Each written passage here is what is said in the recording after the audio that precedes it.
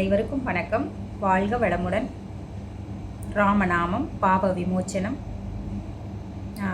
ராமாயணம் படிப்பதற்கு வாய்ப்பளித்த திரு சோனாராம் அங்கிள் அவர்களுக்கும் சக்தி ஆண்டி அவர்களுக்கும் அவர் குடும்பத்தாருக்கும் வணக்கத்தை தெரிவித்துக் கொள்கிறேன். நடுவர் குழுவிற்கும் வணக்கத்தை தெரிவித்துக் கொள்கிறேன். உலகம் யாவையும் தாமுல ஆக்கலும் நிலை பெருத்தலும் நீக்கலா அழகிலா விளையாட்டுடையார் அன்னவருக்கே சரண் நாங்களே. கம்பரோட இறைவணக்கத்தில் தொடங்கலாம். ராமாயணம் கோசலை நாடு. கோசலை நாட்டில் தசரத மன்னரோட ஆட்சி நடைபெற்று கொண்டிருக்கிறது. அங்கே அவருக்கு 4 புதல்வர்கள். திருமாலின் அவதாரமாக ராமபிரான் பிறக்கிறாரு. சக்கரமாக பரதன் பிறக்கிறாரு. சங்குவாக சத்ருகனன் பிறக்கிறாரு. ஆதிசேஷனாக லக்ஷ்மணன் பிறக்கிறாரு. அப்படியே காலங்கள் போயிட்டுருக்கு. அவங்க குருகுல கல்வி எல்லாம் கற்றுட்டு வந்துட்டுருக்காங்க. அப்படியே போயிட்டு இருக்கும்போது விஸ்வாமித்திரர் ஒரு நாள் வராரு. விஸ்வாமித்திரர் எனக்கு அரக்கர்களால் தொல்லை ஏற்பட்டுருக்கு யாகம் நடத்துறதுக்கு, அதனால் உங்கள் உதவி வேணும்னு கேட்குறாரு. உதவியை கேட்கும்போது தசரத மன்னர் உங்களுக்கு என்ன உதவி வேணும் அப்படின்னு சொல்லி கேட்கும்போது ராமரை என் கூட அனுப்பி வைங்க அப்படின்னு சொல்லும்போது ராமர் லக்ஷ்மணன் 2 பேரையும் சேர்த்து அனுப்பி வைக்கிறாரு. போகிற வழியில் தாடகைன்ற அரக்கியை வதம் பண்ணுறாங்க. அதுக்கப்புறம் 6 நாள் அந்த இடத்துல வேள்வி நடக்குது. அந்த வேள்வியில் 6 நாளில் அம்புகளால் வேலி செஞ்சு ராமர் லக்ஷ்மணன் அந்த வேலியை பாதுகாக்கிறாங்க. சுபாகு மாரீசன் 2 பேர் இருக்காங்க. தாடகையோட பசங்க 2 பேர் இருக்காங்க. அதில் சுபாகு அந்த யாகத்திலே இறந்து போயிடுறாரு. மாரீசன் தப்பிச்சு போயிடுறாரு. இதுக்கடுத்து நடந்து போயிட்டுருக்காங்க. மிதிலியை நோக்கி விஸ்வாமித்திரர், ராமபிரான், லக்ஷ்மணர் 3 பேரும் நடந்து போயிட்டுருக்காங்க. போயிட்டுருக்கும்போது ஒரு இடத்துல துளசி செடி, ஒரு அழகான கல், பளபளன்ற கல் இதை பார்க்குறாரு. இதை பார்த்த உடனே துளசி செடிங்கிறது புனிதமான இடத்துல, சுத்தமான இடத்துல தான் வளரும். அது ஏன் இங்கே இருக்குது அப்படின்னு கேட்கும்போது இந்த இடம் அகலிகைன்ற பொண்ணு சாபத்தினால இந்த இடத்துல கல்லாயிட்டாங்க அப்படின்றத விஸ்வாமித்திரர் சொல்கிறாரு. அதுக்கு என்ன ஆச்சு, என்ன பிரச்சனை அப்படின்றத நம்ம ராமபிரான் கேட்குறாரு.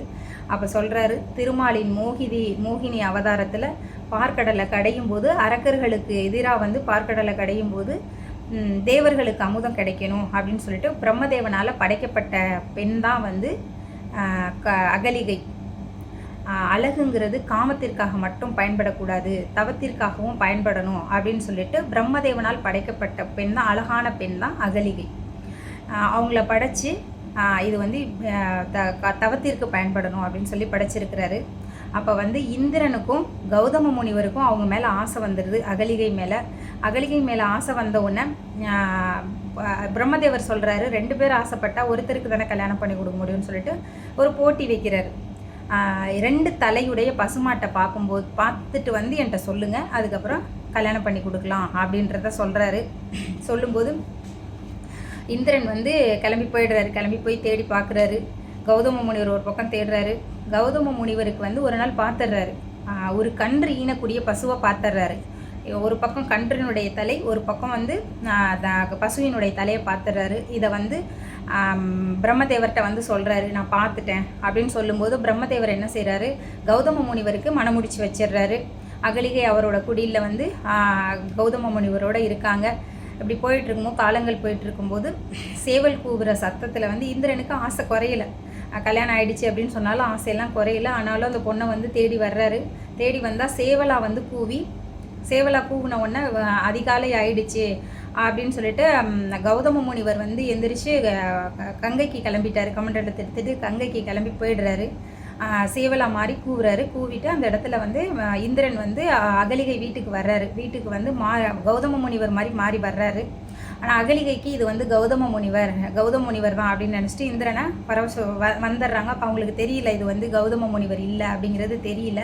ஆனால் கௌதம முனிவருக்கு சந்தேகம் வந்துடுது. இந்த இடத்துல இப்போ தான் சேவல் கூவுது, இது என்ன வெளிச்சமும் இல்லை, இப்படி இருக்குது அப்படின்னு சொல்லிட்டு திரும்ப வீட்டுக்கு வர்றாரு. வீட்டுக்கு பார்க்கும்போது அங்கே வேறொரு ஆள் இருக்கிறது அப்படின்னு சொல்லி பார்த்த உடனே அந்த இந்திரன் பூனையா மாதிரி தப்பிச்சு போயிடுறாரு. அப்போ இது ஏதோ தப்பு நடந்திருக்கு, நீ தப்பு பண்ணிட்ட அப்படின்னு சொல்லிட்டு சாபம் கொடுத்துட்றாரு. நீ கல்லா மாறிடு அப்படின்னு சாபம் கொடுத்துட்றாரு. அந்த சாபத்தினால அவர் என்ன சொல்லிடுறாருன்னா, சாபம் கொடுக்கும்போது இனிமேல் கடவுள் மனுஷனாக பூமியில் பிறந்து அவர் காலடி என்னைக்கு படுதோ அன்னைக்கு தான் நீ சாப விமோச்சனம் பெறுவ அப்படின்னு சொல்லிடுறாரு. அந்த இடத்துல நடந்து வரும்போது அவரோட காலடி பட்டு அந்த பொண்ணு சாப விமோச்சனம் பெற்ற உடனே அவர் கௌதம முனிவர் கொடுத்த தண்டனையை மறந்து அவர் ராமபிரானை தொழுது கௌதம முனிவரும் அவரும் சேர்ந்து வாழ்கிறாங்க. இந்த மாதிரி தான் அகலிகையோட சாபம் நீங்குச்சு. நன்றி, வணக்கம்.